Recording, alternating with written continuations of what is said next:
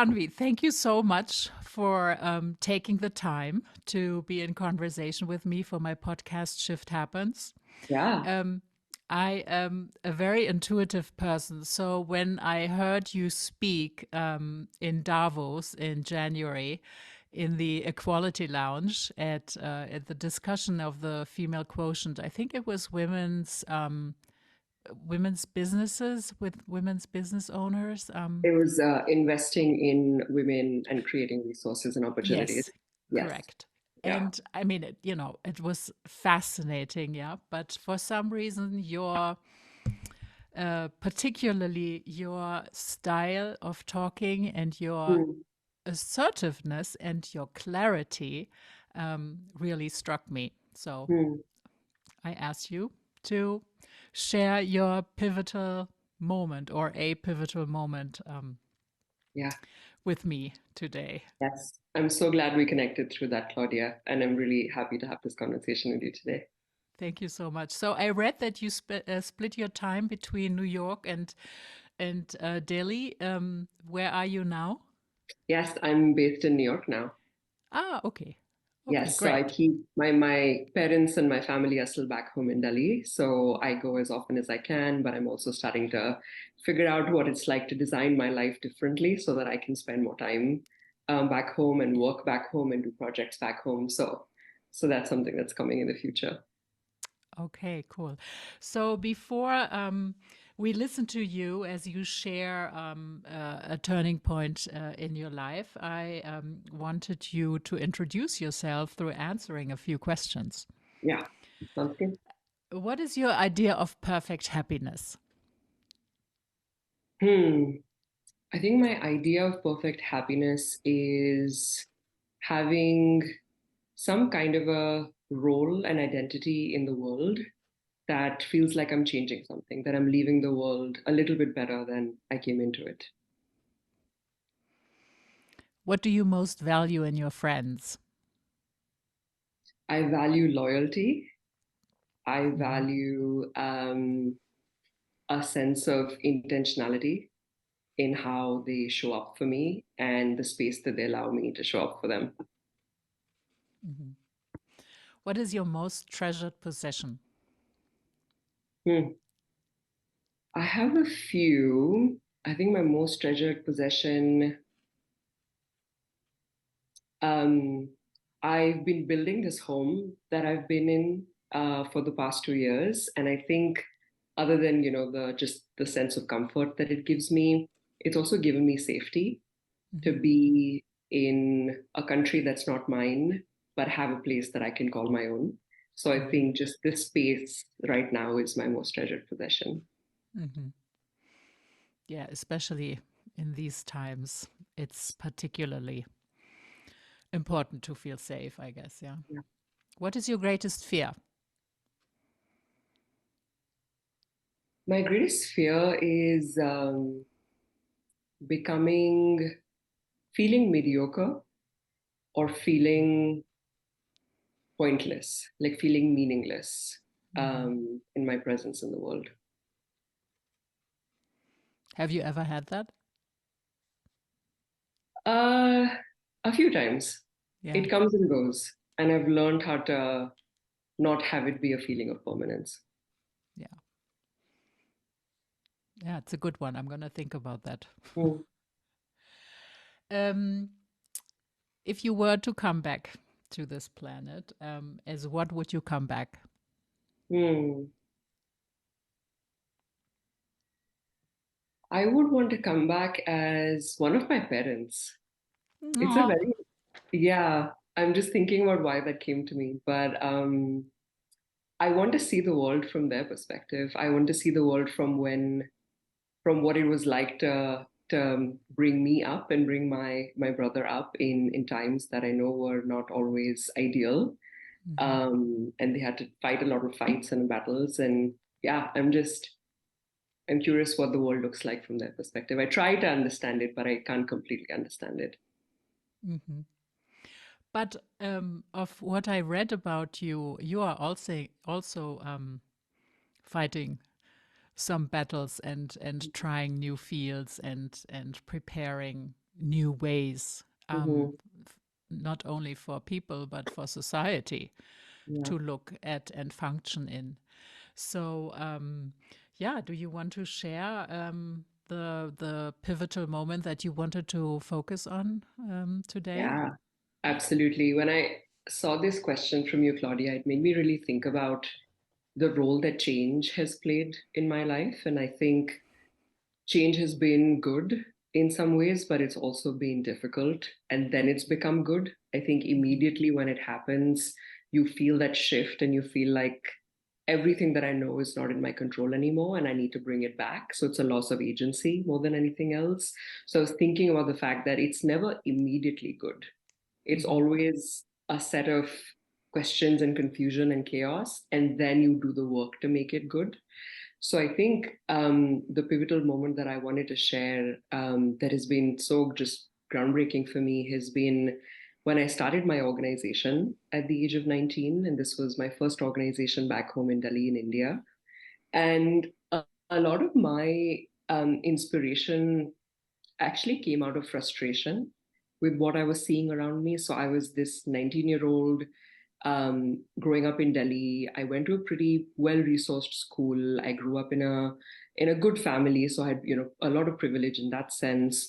But I couldn't help but realize and wonder that we were, as young people, almost being put on a conveyor belt of Hmm. things that kept happening to us. So we would go to school, get good grades, go to university, get good grades, go get a job, and and then maybe if we wanted go abroad and study further, or come back and give money to charity in India, and that would be the change that we make in the world, or that would be how we would contribute to anything in our country.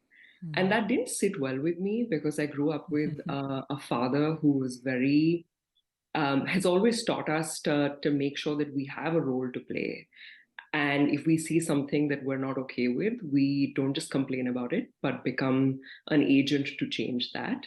Hmm. I remember, I think, hearing stories from my dad about how my grandparents came from Pakistan, which is, it used to be India before 1947, but during partition, a lot of the Hindus that used to live in Pakistan had to come over to India. Hmm. And the fact that they had gone through such struggle to essentially create a new home in a city that they didn't know, in a country that was new to them, and my father's insistence that all of that had to be for something, and all of the learnings from that had to be for something, and we were almost authors of what would be the story of a new India. So I grew up listening to those stories from my dad and from my grandmother, the time that I had with her. Hmm. And it just didn't sit well that I would just graduate from school, go to university, do the things that were being expected. Hmm. And I wanted to make sure that, one, I wasn't the only one feeling this. So I had a lot Hmm. of conversations with young people around me, and it sounded like a lot of people were feeling that as well. We had all come out of doing debating and model UN and public speaking in school, in high school, and we were coming from that high of we can change the world and we can have a voice in it, but there was no platform for us to actually do that. Hmm. So when I turned 19 and I graduated from high school and I was in my first year of college, it made me realize that, well, I'm feeling the same kind of week that I felt in high school, so something needed to change. So I started Becoming I Foundation, which was really focused on giving young people around me, people like me, a space to think about community impact, think about community development, think about their role in this country and what it was going to become, identify projects in their communities that they thought were things that were not okay, things that they wanted to change. And instead of waiting for people to come and change it, become solutions of that change themselves. So I think Wow. With personally, for 19. me, yeah, yeah. And I think that when I think back Power. to that, it was a combination of a lot of factors. I think there's fearlessness with which young people see Hmm. the world Hmm. that I definitely had in me, to say everything that I do will be perfect and nothing can go wrong. And even if it will, I'll figure it out, which sometimes I'm like, I need to go back to that. That fearlessness needs to come Hmm. back. Oh, yeah. I think It's it was priceless. It really is. And I think it's also a bit of a naivety, like a naive way of seeing the world. And I mean that in a good way. Not so bad, actually. Yeah. Yeah, like just trusting that, this is Hmm. a world that can be, that I can have a place and I can have an Hmm. identity in.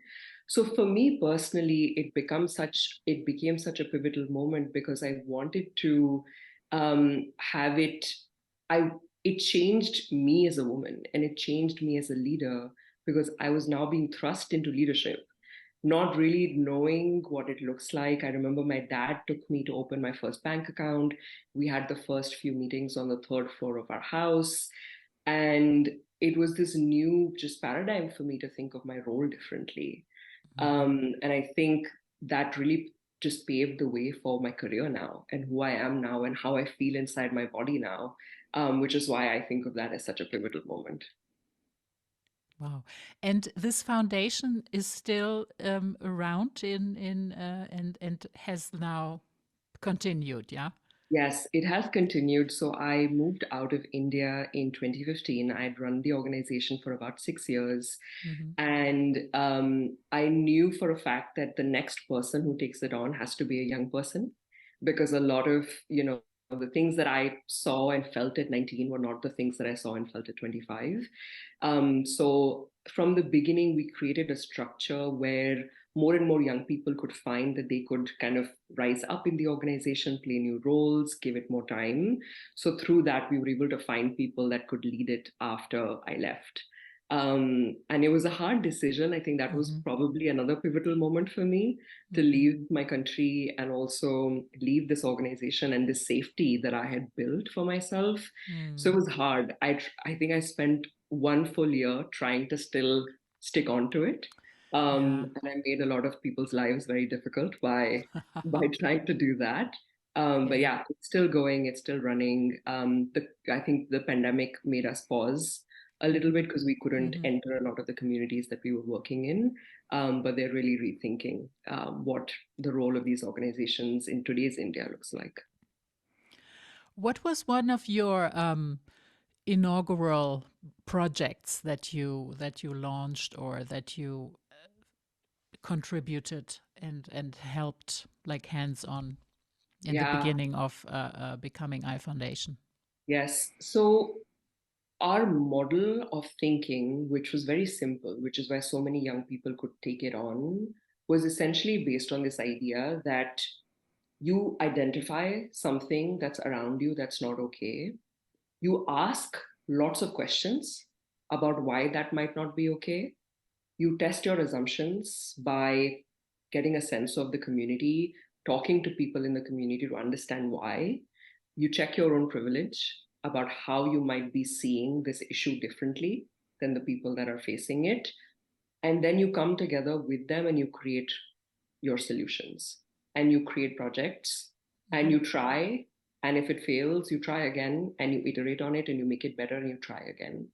So I think one of our projects that started pretty early on, that is probably our like the most successful project so far, has been Project Leap. Hmm. That was really focused on bringing what we now know as social emotional learning into education.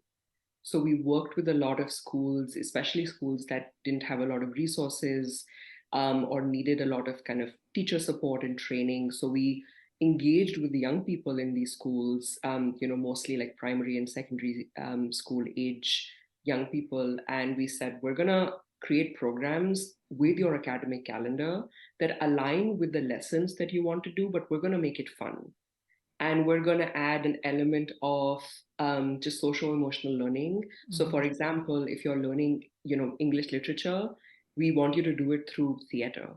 If you're Hmm. learning math, we want you to do it through sports. If Hmm. you are learning or doing something in Hindi, we want you to do it through music and song. So I think adding those elements into the kind of resources or the kind of thinking that our schools even didn't have, we wanted to now say, let's change that. We never Hmm. got it, or we got it in some ways. Let's now design a program that can do this and change this for other young people that are in schools right now. So you went to a school in your nearby district or in a district of maybe, yeah, just a different social. structure, Yeah. and you got into discussion with the schools to be able to implement this. Yeah, so we did both. We looked at Hmm. schools because, class is a big thing in India and Yeah, especially in that's the what I big was thinking. cities. Yeah, so I think we did both. We looked at the schools that we were a part of, where a lot Hmm. of these young volunteers would come from because, well, they had the time and the privilege to be Hmm. able to volunteer and give Hmm. back. So we talked to those schools, and we also talked to schools that were maybe not as well resourced as us. And we also drew some comparisons to say, like, what's different? And what do resources allow and what do they not allow? And also, let's test our assumptions about how we've been thinking about these not so well resourced schools. There's actually a lot of great things happening, and Hmm. we need to learn from that, and our schools need to learn from that.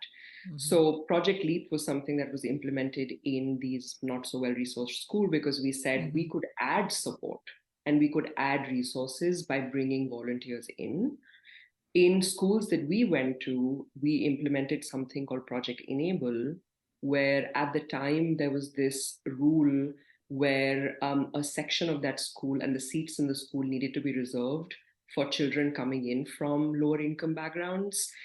And while I'm not going to go into the intention of that policy from the Hmm. city and from the Hmm. state, but the implementation of it was not going well because Hmm. these schools didn't know where to start. And these Yeah. schools made so many assumptions about saying, we're just going to open the seats and that's it, and that'll be enough. But when we interacted with these students and we interacted with students that, were going to these schools, we said, what's the gap? What might make it difficult for a student coming from a low income background to Hmm. assimilate and be a part Hmm. of this school? And what might that look like? So then, young people in these schools, in relatively more well resourced schools, essentially questioned their schools and said, well, are you sure this is the way to do things? Hmm. And if you are going to do it, let us help you implement it. So they created different kinds of programs within the school to say, let's make sure that all students now have food vouchers so that the students coming from a different income background don't have to feel embarrassed when they're buying food, Hmm. Hmm. when everyone else is going to be buying food at the canteen or Yeah. at the cafe. So those kinds of things were implemented, and we wrote it all in a book to say these are the ways in which private schools or the equivalent of private schools in Delhi are broken and need to be fixed, and here's our Hmm. solution to do that. So we made sure that we Wow. were at both points not coming in as people with resources and saying, here you go, here's charity, please take it, but we Hmm. were thinking critically about these issues because our aim was to try and change them from the ground up. So we were looking at as this as justice and not as charity. And I think there's a big Hmm. difference that we saw between the two. Yeah. Yeah. Clearly. Clearly. And you also shared with me in the intake form that the reason why this moment is so significant because you experience that there are two different levels of experiencing Yeah. this kind of activity, emotional and intellectual, Yeah. and maybe you can talk a little bit more about how this felt for you when you were younger, but also how you took what you've learned intellectually and emotionally with you into where you are today. hmm I'll start with the emotional one. So, one Mm-hmm. of the circumstances that also I think propelled me to create this organization was because I'd just gone through a breakup as a young woman, and it had left me feeling very small. Mm-hmm. It had left me feeling voiceless. It had left me feeling like I have no control and agency, and there Mm-hmm. was something wrong with me. And I have the benefit of retrospect, so I can think back and Yeah. and tell my younger self I should have been thinking about that differently. But also in, Yeah. in that age, you can't, No, those are the of course you immediate thoughts can't. that, Mm-hmm. that's right. Those are the immediate thoughts that go into your head. So I think honestly, emotionally for me to be able to create something like that really built my confidence as a woman. Like I felt like I had nothing and I had suddenly gone to being someone who's responsible for a lot of people. And I think that instilled a sense of confidence, a sense of audacity to say Mm-hmm. that, I can be more than how that person made me feel. And Mm-hmm. I can be beyond that. So I think emotionally for me, it started this journey of me experiencing my own femininity and my womanhood and my relationship with my country and my identity in it and my relationship with leadership, which is a lot of Mm-hmm. the work that I do now. Is I help Mm-hmm. a lot of leaders think about their values and think about their identity in their leadership so that the spaces that they create can be ones where everyone feels like they belong. So I think emotionally that's what it created for me. And I think intellectually it was, at the time, and I think in some ways still, this kind of work, which is, social impact focused Mm-hmm. or organizing focused, is seen as selfless, where people say, oh, like you're giving up so much to do it. And I often kind of respond to that and I say, well, it isn't actually, because I cannot imagine a better use of my life and my brain than to try and solve these kind of complex and truly existential challenges. Mm-hmm. I think the study of economics, the study of development economics, the study of my country, the study of class and caste and Mm-hmm. gender in Mm-hmm. this context is probably, to me, the most fascinating kind of problems that you can try and solve. So I Mm-hmm. think it also started my journey into thinking about these things differently. And one of the Mm-hmm. big reasons I left India is because I thought I needed to learn more. I had Mm-hmm. created something great, but I created it in a silo, and everything that I knew was inside the organization. Mm-hmm. Which is, like when you create things at 19, that tends to happen when you're like, okay, Yeah. I need to learn more, I need to meet more Yeah. people. Yeah. So that's Good. one of the I mean, it's a reasons. good drive. Yeah. That's right. So that's one of the reasons why I said, well, I need to apply to graduate school and I need to learn more about how to do this better, how to do this for others, and how to enable more organizations to think this way. And Mm-hmm. take my learnings, take a gap, take a bit of a like zoom out moment Mm-hmm. and look at what I've built, look at what people around me have built, and make sense of it and make meaning of it and intellectualize it in the context of where the world has been and where the world is going. So I think, yeah, that's where like the intellectual and the emotional really came together. Like I wouldn't be the thinker I am today if it wasn't for it, but I also wouldn't Mm-hmm. have been the woman and the person that I am today if it wasn't for it. Mm-hmm. And then you also talk about, and we will now look a little bit into your business, what you're doing now. But you speak a lot that you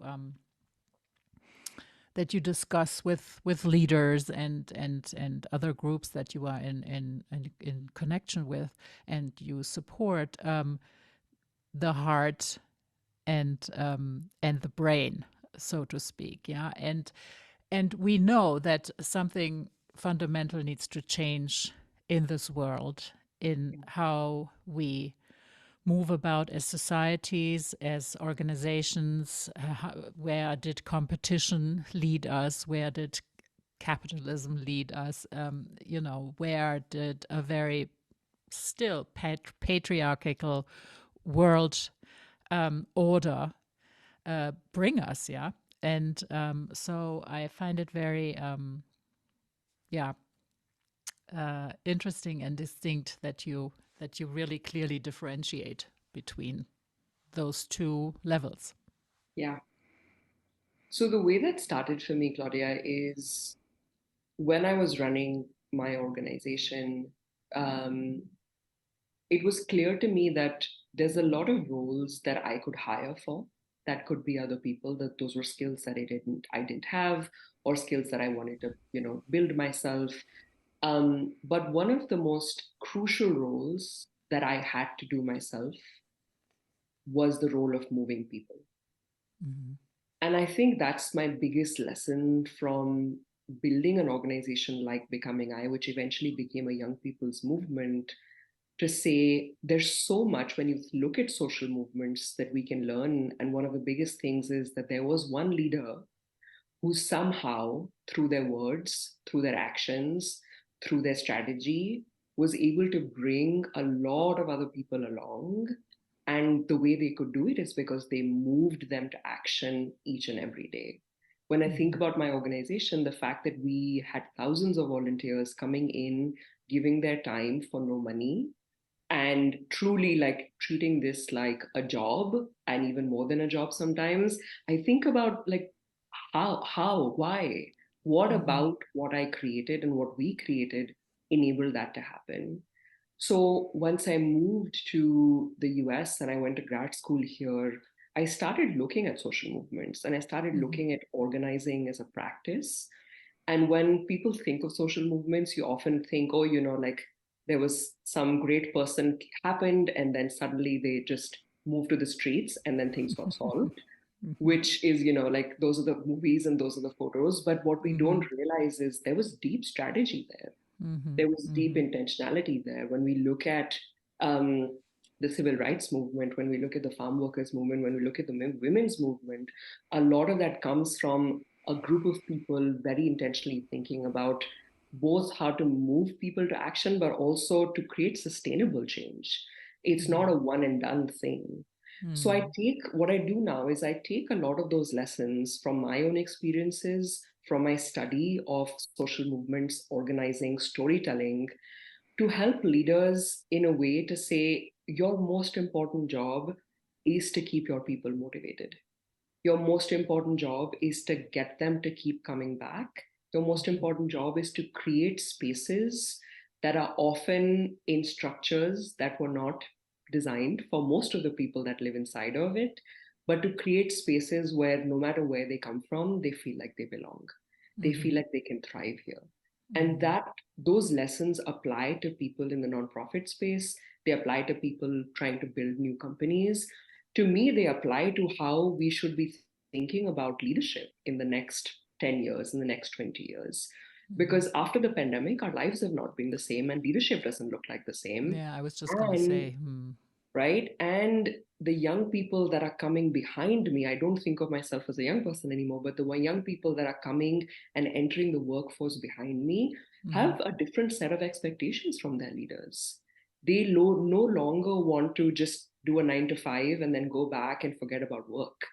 They no longer stay at jobs for 10 years, 15 years. Pensions is No. not a thing anymore, which means that the motivation for them to continue coming needs to be attached to a purpose. It Mm-hmm. can't just be attached to a bottom line. Mm-hmm. So that's the work that I do with leaders and organizations, is to say you need to lead differently. You need to think about your values and put them at the forefront of how you communicate with people around you, and you need to build different kinds of organizations and different kinds of companies. Mm-hmm. Do you work mostly with male leaders, female leaders? Is it equal? Is it more male, male, female? I think it's a mix. I'll say because of the person that I am, I end up working with a lot of women, Mm-hmm. and a lot of like leaders that are female. And I think the challenges that we face in leadership are probably also different. I think the rules of the game are different, and sometimes nobody's even bothered to tell us the rules of the game. So I think the kind of Yeah. experiences that women have in leadership are different. So it's just what I'm attracted to more. It's the kind of Mm-hmm. work that I take on more. It's also, I think, female friendships feel different to me now. Mm-hmm. But yes, I work with men as well because I think they need to create spaces where a lot of women leaders and gender diverse leaders can thrive. Mm-hmm. Mm-hmm. So you have started your own advisory, Mhm. Enable, and so how do you do it? I mean, do you do more one on one because, or are you really taking on a whole organization since you are so experienced in moving like giant um, projects and groups of people? So how's your favorite way to work in what you do? Yeah, I think I think the answer to that is two different things. I think my favorite way to do things is to talk to a large group of people. And this comes from my love for the stage and my love for theater, where I Mm-hmm. think over time I've been able to build the skill, like I said, to move people. And I think what comes from creating experiences where people can come for a short period of time and feel like they learned a skill or they learn to look at the world differently is probably my favorite way of doing things. I think it gives Mm-hmm. me a rush, it gives me a high, the prep that I do for it, the outfits that I select to be on stage. I think that's a whole thing. It's fun. Um, so those are, I think, one set of things that I think about, and I've been thinking about what doing more teaching can look like so that I can kind of include that in my portfolio. I think the thing though that has the most impact ends up being the one-on-ones. Mm-hmm. So a lot of the work that I do starts with one-on-ones with the leader because to me, I think that's where change needs to start. Mm-hmm. I think, a lot of people talk about DEI and people talk about anti-racist and anti-oppressive practices. And the sad part is that those kind of trainings end up being compulsory for like middle management or Mm-hmm. for younger people and Mm-hmm. entering the workforce when you're like, well, actually the people who need to think differently are the people who are creating these structures Mm-hmm. that are not working for us. So a Mm-hmm. lot of my work ends up being one-on-one with leaders, and then that leads into talking to their senior leadership team or creating experiences for a large group of people in the organization. But I think one thing I've learned is that if it is not my organization, I cannot be the person leading the change. It has to come from them. And my job is then to create the right conditions and give them the skill set and mindset to do that work Mm-hmm. because I don't want to be like in my ideal client relationship, I am in it for say 6 months to a year, and then they don't need me afterwards. And that's what I want to build so that they're not reliant on this one person coming in. And that's why like when people call me a consultant, I'm like, I am, because that is the way that we know this work, but also I don't want to be seen as that because often Mm-hmm. with consultants, you're like, let's bring them back and let's outsource this work. I Yeah. want to build that capacity within the organization so that you don't And need that then, anymore. yeah, yeah, yeah. Is um is there like a particular sector that you focus on?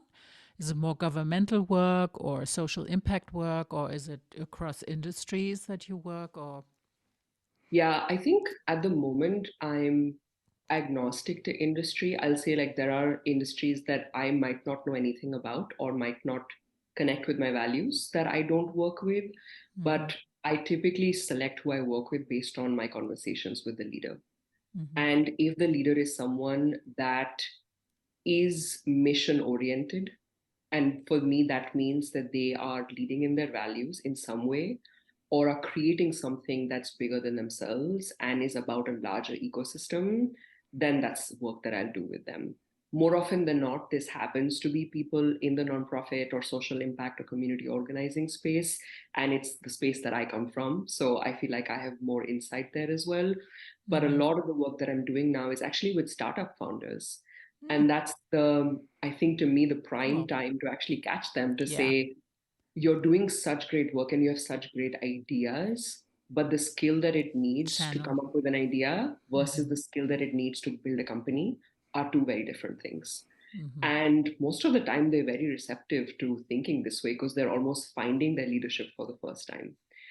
So it's been really mm-hmm, exciting to work with more and more kind of startup founders to say, what if we had the opportunity to just build all companies differently from the get-go? And these are going to be the companies that lead the way in 10 years. So kind of getting to be in the just, yeah, front seat of that has been really mm-hmm, fascinating. mm-hmm. Oh, I can imagine. So, since we are sharing women's stories here, of course, I'm asking you to share a few secrets on how to thrive as female leaders or as a female startup founder. Yeah. How do How we to attract thrive? investments? How do we take on agency? Yeah.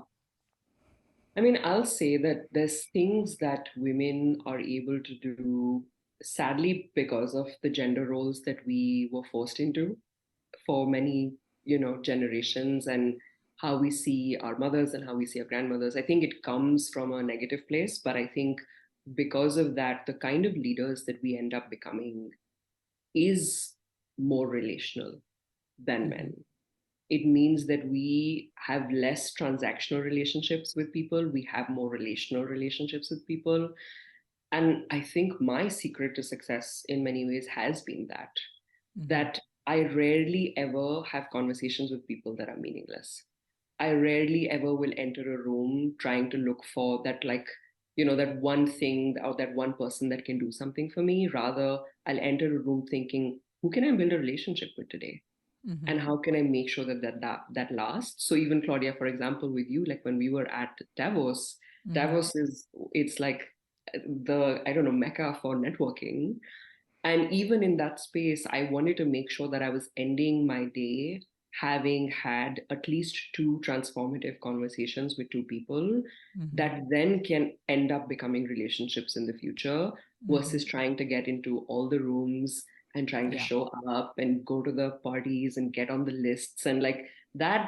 It's not me. It's not how I know to lead. It's not how I've met my biggest supporters or biggest advisors or biggest mentors. So I think Mm-hmm. that's one thing I'll say is Mm-hmm. lean into this relational piece that Mm-hmm. comes from, the gender roles that we had to be in, but Mm-hmm. gives us a superpower around truly diving into relational leadership and not transactional leadership. And I think that's, to me, is very, very different. Yeah. I think when it comes to accessing resources, I'll just say I mentioned this before, but I think there's a lot of the boys' club is still alive and Mm-hmm. well.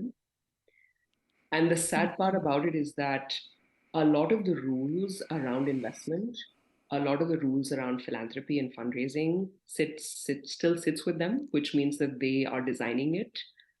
But it also means that there's a lot of unsaid rules that we were never told, that we don't know.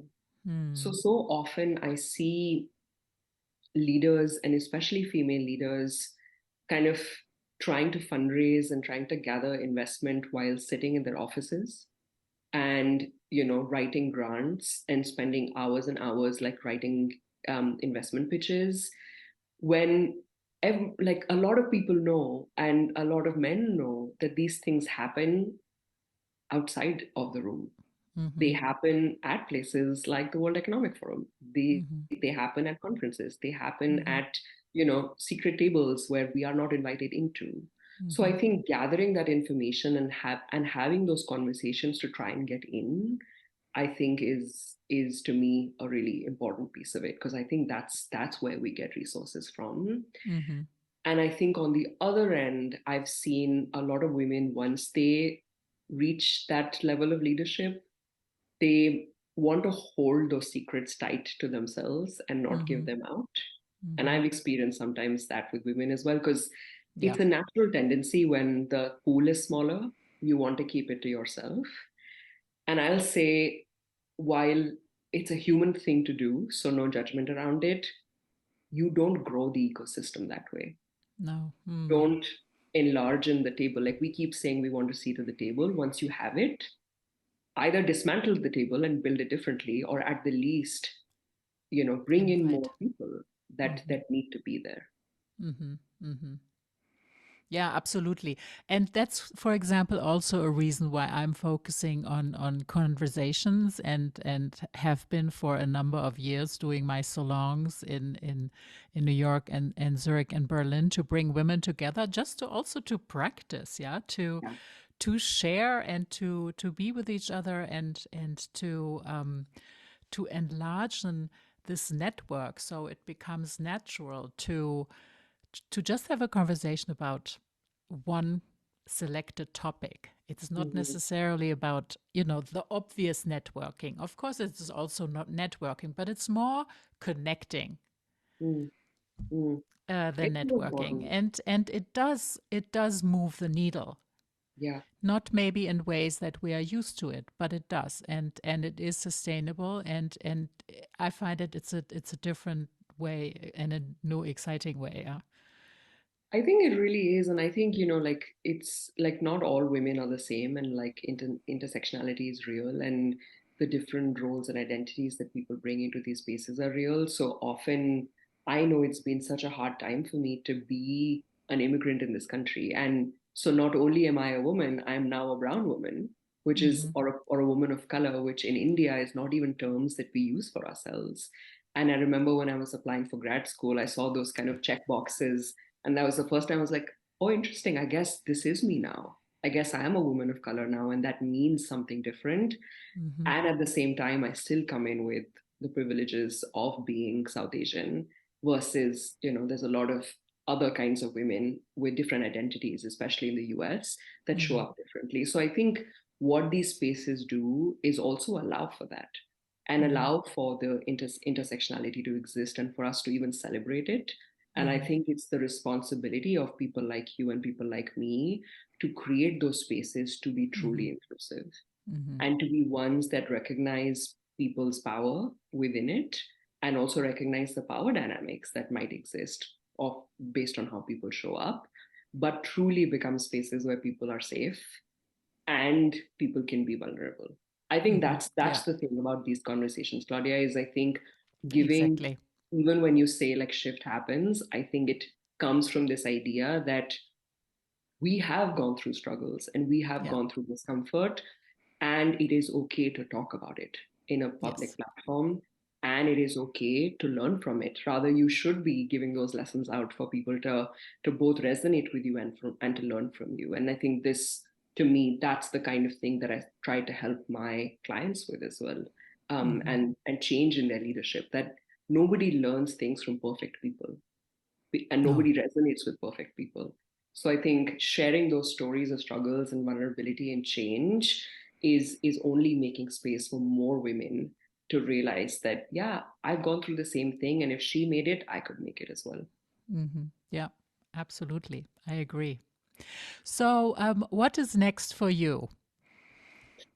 Yeah, I think it's a great time to be having this conversation with you, because I think I'm probably coming into another pivotal change moment for Mm, myself, where I think, because I moved to the US in 2015, since then, because of being an immigrant here, I think I've still kind of been a little bit in a shell, a little bit in my own shadow, to be like, who are my people here? mm-hmm. What do I stand for here? Mm-hmm. What does my voice look like in this new paradigm? And the past few years has been focused on figuring that out. But I think finally, and this a lot of this happened last year, where I'm finding more peace in just being myself and Mm-hmm. finding partners and finding advisors and finding friends in New York and in the US that I can truly be myself with. So, what that's going to look like now for me is potentially paving the way for more visibility. And by that, I mean putting my thoughts out there and putting my opinions out there and not being as afraid to share them. So, potentially a book that talks about, leadership of the future, potentially more podcasts and conversations with people like you, so that I can bring more and more folks in to this way of Mm-hmm. thinking about their leadership differently. So Mm-hmm. we'll see where it goes. But I think putting Enable, my company, on the map, but also putting my views and my voice and bringing that 19-year-old fearless Mm-hmm. Tanvi back and Mm-hmm. learning from her. And yeah, taking some of the fear and the timidness away, I guess. Yeah. Well, that sounds intriguing, but Yeah. doable. I mean, you Mm-hmm. mentioned earlier your um, your appreciation for the stage, so that should help. Mm-hmm. And what I usually also ask towards the end of our conversations is just a practical insight of how you relax. Hmm.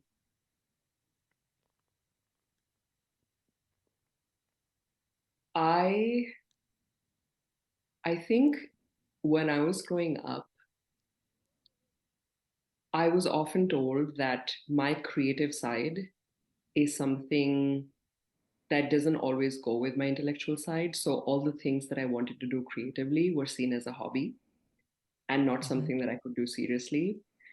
And I think the past couple of years, I'm trying to break that stigma for myself, Mm-hmm. that I could be both creative and intelligent. And as a woman, I could be going into those passions a little bit more, and I Mhm. find that those things truly relax me. So like last year I took a pottery class, Mhm. and just the ability to do something with my hands Mhm. and molding it and building it and kneading it and Mhm. slowly letting go of this idea that my worth is in an office, and just in an office, I think really helped with that. Mhm. I've always been artistically inclined. So I'd like, as a young person, I used to do a lot of art, but again, it was seen as this side thing.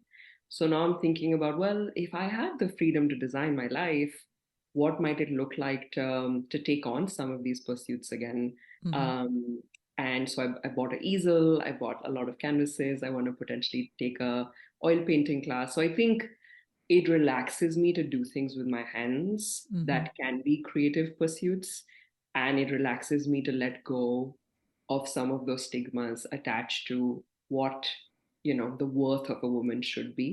Mhm. um, so both of those things together, and I know my mom is listening to this and laughing at some point, but as I say this, but yeah, I think both of those things right now are on my mind. No, I think it's fantastic because I do believe that we are really almost socialized that that we all need a desk and an office and a computer. Yeah. I mean, if I look at the young people today, so many are going into these office jobs, yeah, and there's so many options out there. I Mhm. mean, there's so many professions, yeah, and only one part really gets promoted. Yeah, That's always something that where I think, ah, I would love to kind of do something about it, yeah, and change that. exactly. Absolutely. Well, it's been really fantastic to speak with you, and I'm still in Switzerland, but I will be in New York soon. So I hope we can Oh, catch up again in person. And yeah, I thank you for being here and for our time and for our conversation.